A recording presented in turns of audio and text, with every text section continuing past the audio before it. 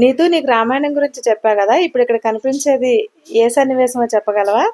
రాముడు వాళ్ళ నాన్న దశరథుడు మాతకి రాముడు వాళ్ళు అడవికి వెళ్ళినప్పుడు వాళ్ళ నాన్న చనిపోయినప్పుడు భరతుడు వచ్చి నాన్నగారు చనిపోయారని చెప్పేసి మీరు వచ్చేయమని నేను చెప్తారు. కానీ రాముడు ఏమని చెప్పారంటే ఆయన ఉన్నా లేకపోయినా నా మాట నేను నిలబెట్టుకోవాలి, నువ్వే రాజ్యాన్ని పరిపాలించు అని రాముడు చెప్తారు.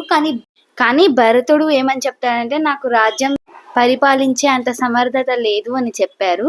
అయితే మీ పాదాలకున్న పాదికలను ఇవ్వండి, నేను రాజ్యం మొత్తాన్ని పరిపాలిస్తాను అని చెప్పారు.